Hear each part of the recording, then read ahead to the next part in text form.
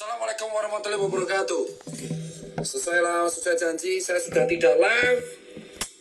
Kita bahas mengenai keganjalan-keganjalan yang saya temui, men. Selama hampir 7 bulan saya di lapangan. Sebelumnya, terima kasih kawan-kawan. Ini saya tidak bisa tidur karena saya mengganjal. Dan jam 7 saya harus rapat relawan. Jadi ini sudah jam 3. Jadi saya tidak akan tidur. Saya akan lebih bersuara waktu bersama kalian. Saya berhati-hati dalam berbicara karena saya takut dari hasil pembicaraan ini mungkin saya bisa digoreng dengan pasal-pasal karet. Ya mungkin dijeblosin supaya saya diam. Tapi saya nggak akan diam karena teman-teman saya sekarang udah sengsara. Teman saya udah sekarat. Banyak perusahaan teman saya bangkrut. Banyak teman-teman saya di PHK. Banyak teman saya yang dipermasalahin juga. Jadi kita akan bersuara. Oke. Ini ya. Perkataan ini tidak mewakili sebuah disclaimer ya. Saya tidak mewakili manapun. Saya tidak mewakili dokter, saya tidak mewakili UMKM, saya hanya berbicara sebagai seorang warga negara Indonesia yang mempunyai hak untuk berbicara. Tapi saya akan membatasi, saya tidak akan berkata-kata kotor, saya tidak akan menuduh siapapun, tapi hanya saya melemparkan apa yang saya temuin. Gini, pertama, kita akan bahas mengenai yang namanya rapid test, ya kan? Rapid test serologi pada bulan Maret 2020, bosku. Ya, asal kalian tahu, pada bulan Maret 2020, ada sebuah statement di koran yang mengatakan alat deteksi COVID diimpor. Pada saat itu orang rame-rame pengen memiliki alat tes COVID ini yang bernama rapid test serologi. Ya kan? Rapid test serologi ini pada waktu itu dihargai 400 sampai 600 ribu. Yang kita nggak tahu ini sahihnya gimana, efektivitasnya gimana, diimpor dari negara mana, diproduksi negara mana, tapi tiba-tiba ada di Indonesia. Pada waktu itu Persatuan Dokter Klinik di Indonesia sudah mengatakan dengan sangat jelas rapid test serologi tidak bisa dijadikan batasan gold standar. Ya, tetapi hanya bisa dijadikan sebagai alat screening. Gold standar tetaplah PCR swab test.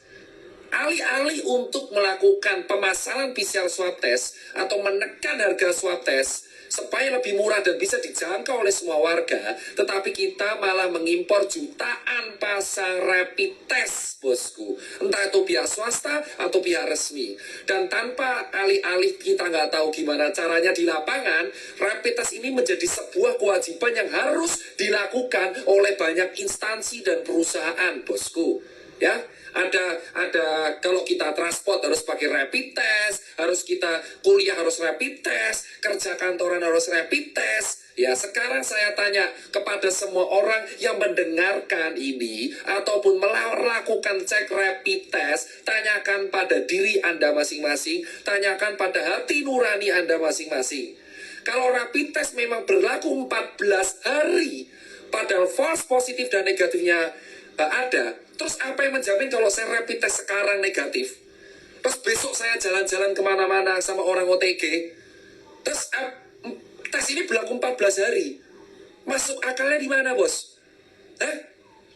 Saya punya hasil ceknya, ya, saya punya hasil ceknya, ya, saya punya hasil ceknya, saya baca rapid test antibody test for COVID-19 non-reaktif. Berdasarkan pemeriksaan fisik dan rapid test pasien dinyatakan sehat dan bebas dari COVID-19 dalam jangka waktu 14 hari ke depan. Nih ya, saya kasih tahu nih. Saya sudah nih ya. Lihat. Dr. Mandiraudi, surat keterangan sehat. Lihat ya. Berdasarkan pemeriksaan fisik dan rapid test, pasien dinyatakan sehat dan bebas COVID dalam jangka 14 hari. Sekarang saya jawab, dari mana kita bisa dinyatain bebas COVID? Rapid test itu cuma screening. Sementara rapid test ini kebijakan semua di pemerintah daerah, di pemerintahan pusat, di kantor, swasta, perusahaan, kesehatan, kereta api. Kalau kita ada rapid test non-reaktif, kita dinyatakan bebas COVID 14 hari. Ini surat sakti, coy.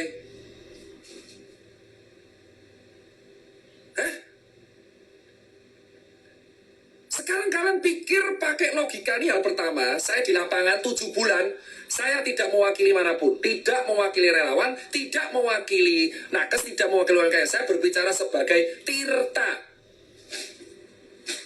Nih, 14 hari, kalau kamu rapid test, membayarkan sejumlah uang untuk rapid test, itu screening. It means kalau screening, ya itu berlakunya harus di diagnosa. Terus kalau kamu screening ditulis rapid test antibody non-reaktif, kamu akan mendapat surat keterangan sehat. Yang dimana surat keterangan sehat ini sesuai kebijakan akan berlaku 14 hari. Jadi kalau kamu ya membawa surat ini bosku, dan ini baru satu, ada di berbagai perusahaan banyak surat ini keluar, kamu bisa kemana-mana bebas 14 hari bosku. Sekarang bayangkan kalau kamu punya surat ini, terus kamu makan di restoran, kamu dugem, gak pakai masker, gak pakai apapun, kamu punya surat ini, kamu tinggal tunjukin, Ben, saya bebas COVID loh. Terus, hah? Lu pikir pakai ini ya, sudah jelas gold standarnya tuh PCR swab, bos. PCR swab adalah gold standar untuk menentukan seseorang.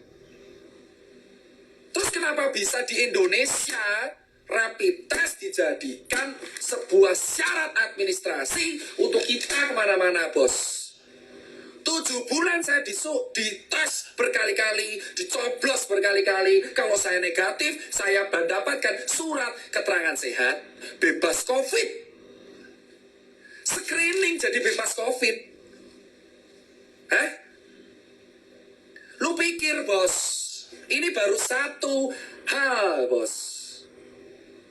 Sekarang pertanyaannya, kedua, jika memang ini screening, gold standarnya PCR, kenapa dari awal bulan Februari ketika COVID merebak di Wuhan, kenapa negara kita tidak membeli swab test dalam jumlah yang besar? Kita sudah tahu Indonesia itu tidak memiliki fasilitas kesehatan yang lengkap. Sekarang semua orang berteriak, kapasitas ICU kita penuh. Memang karena dari dulu, 10 tahun yang lalu, emang fasilitas kesehatan kita terbatas dan belum merata. Yang Jakarta sama Papua itu beda jauh. Kenapa anggaran kita tidak dipakai untuk merapikan fasilitas kesehatan kita? Kenapa anggaran kita tidak dipakai untuk memperbanyak swab test sehingga swab test menjadi murah dan bisa dijangkau oleh semua warga? Kenapa kita order rapid test? Hah? Kenapa kita order rapid test? Kenapa kita membuat kebijakan rapid test administrasi? Semua yang nonton, ayolah kita bicara. Gak usah menutup-nutupi fakta yang kita temuin selama 7 bulan di lapangan. Rapid test itu screening. Kenapa menjadi syarat kalau kita dapat surat, kita sakit 14 hari gak bisa kemana-mana? Hah? Emosi, bos. Karena apa? 7 bulan kami saya di lapangan, saya tiap rapid dapat surat ini, saya kemana-mana, ke pasar, kontak dengan orang, ya, ke daerah red zone, ya, lalu kita survei ke rumah sakit darurat, kita donasi kemana-mana, benar? Dan ketika saya menunjukkan surat ini, saya tidak dicek lagi, bos.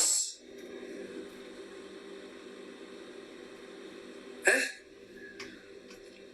Saya 7 bulan, kenapa saya baru bersuara sekarang? Kita mengamati, bos. Untuk memahami sebuah sistem, kamu harus memahami sistem tersebut, ikut di dalamnya, menjadi malware. Anggap saya malware, saya ikut sistem lama banget dan saya mengetahui bahwa, men, ada yang gak beres di sini, men. Kenapa saya baru sekarang teriaknya? Karena saya pengen melihat dengan mata kepala saya sendiri. Kenapa? Ini benar realita nggak? Apakah satu kota, dua kota, tiga kota? Saya ke kota Joglo Semar, ke kota Bali, ke kota Makassar, Surabaya, semuanya sama, bos. Saya bisa berbicara karena saya lihat dengan mata kepala saya sendiri. Jika 4 bulan yang lalu saya berbicara, mungkin orang tidak akan percaya, nganggap saya cari sensasi. Tapi saya sekarang mengikuti sebuah sistem. Saya mengikuti semuanya. Saya keliling kota, dan tiap saya mendapatkan surat ini, saya tidak menjaga instansi ya. Siap kita mendapatkan surat keterangan sehat, ya. Loh, para dokter jangan menyuruh saya tidur. Anda bicara fakta. Surat rapid test mendapatkan surat keterangan sehat yang bisa dibuat kemana-mana selama 14 hari. Gak peduli kamu kemana aja. Hah?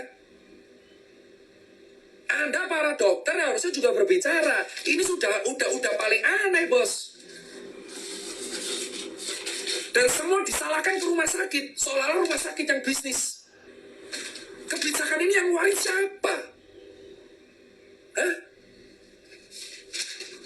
Kebijakan ini yang waris siapa? Jangan dilempar ke rumah sakit, seolah-olah rumah sakit yang butuh duit. Surat ini berlaku 14 hari, bos. Dan ini dikeluarin oleh banyak lab. Jika kamu rapid mendapatkan surat keterangan ini, 14 hari kamu bebas kemanapun. 150.000. Poin nomor 2, di bulan Maret 2020 harga rapid 600.000 rupiah. Ya, saya saksinya di lapangan 7 bulan. Saya mengikuti semua sistem yang ada dari bulan Maret sampai bulan September 2020. Saya keliling di semua kota. Saya mengikuti harga perkembangan rapid di Indonesia. Dari harga 600.000 rupiah di e-commerce sampai sekarang hanya berharga 150.000 rupiah. Kemana aja Bung Tirta, saya ngikuti sistem. Saya bisa bicara karena saya keliling 17 kota di Indonesia. Kalau saya tidak keliling, saya tidak akan berani berbicara karena nggak ada bukti.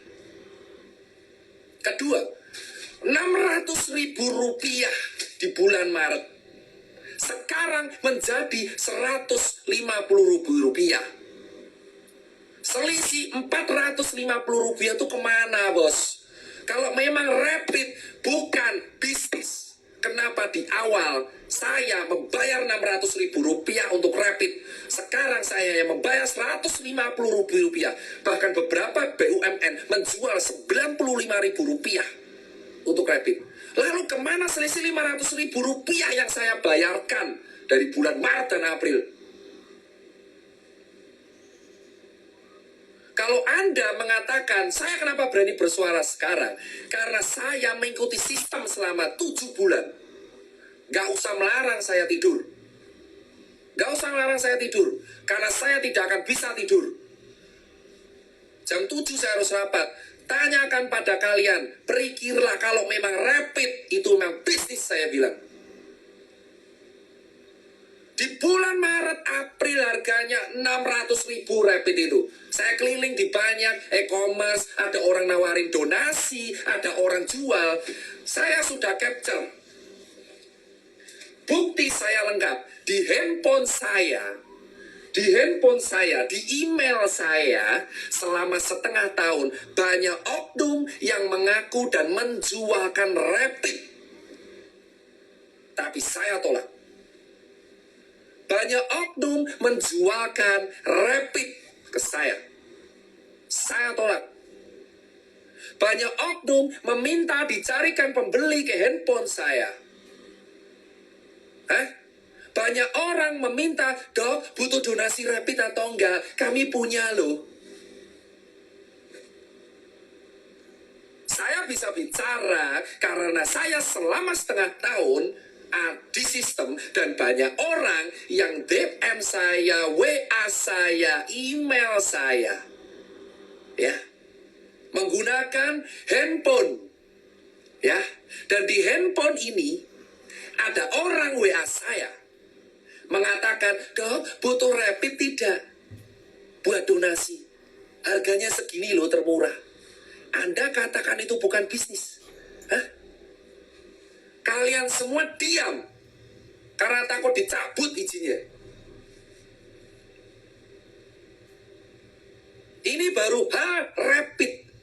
Saya bisa bicara karena ada oknumnya yang menawarin. Saya tidak akan berkata-kata kotor karena saya bisa goreng di sini. Ada orang yang mengeluarkan, oknum-oknum yang mengeluarkan statement dan menawarkan ke saya, Dok, butuh rapid. Dan itu nggak satu, belasan orang. Jika memang rapid untuk warga, gratiskan, bos. 2, harga yang nggak masuk akal. 3, kita sudah tahu red zone kita itu di kota besar. Kota besar, bos. Ya. Di kota besar, red zone kita. Kenapa di kota besar? Sudah tahu solusi dari penatasan COVID itu adalah 3T. Tes, tracing, dan treatment. Jadi kalau tracing itu harus dilakukan swab secara menyeluruh bagi warga. Negara harus hadir untuk menjamin kesehatan rakyat. Ya, kenapa kita hanya disuruh edukasi doang? Kenapa saya harus disuruh nyuruh orang pakai masker doang, bos? Kenapa kita tidak memberikan swab gratis bagi warga-warga yang terdampak di daerah red zone?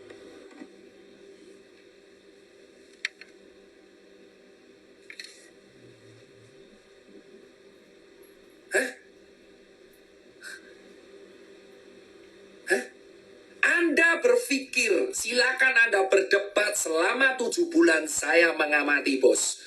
Ya, Anda pikir dengan kepala Anda, hati nurani Anda yang nonton ini, silakan Anda berpikir.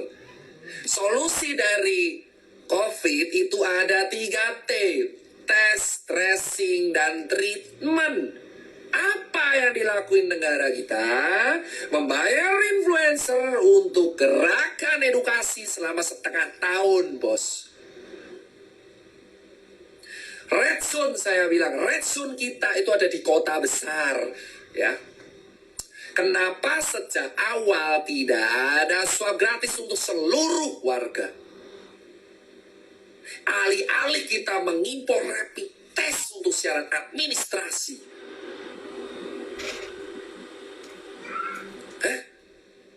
Tanyakan pada kalian semua, rakyat jelata dan dokter. Buat para teman-teman saya sejak dokter, Anda tahu jawabannya COVID itu solusinya 3T. Tes, tracing, treatment. Tesnya swab tes, tracingnya swab tes, treatmentnya obat, suruh istirahat bed rest. Sekarang apa yang kita lakuin, men? Kita nyuruh orang edukasi terus, pakai masker terus tanpa tahu vaksinnya keluar kapan. Tidak ada jaminan vaksin itu ada, men. Ini masih level 3. Kalian semua belum tahu bahwa vaksin itu belum tentu lolos. Kita semuanya mendapat harapan yang belum tahu kejadian apa enggak.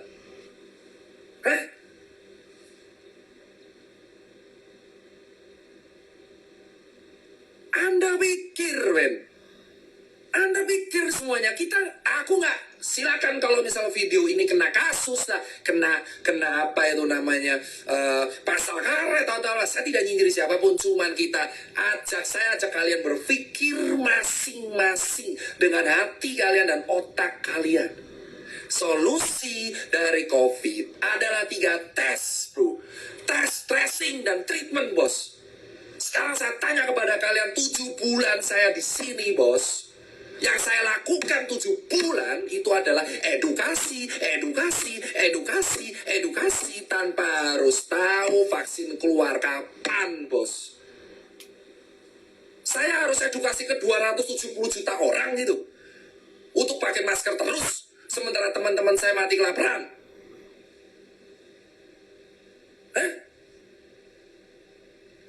Harusnya swab test untuk negara, untuk daerah yang red zone. Kenapa malah impor rapid?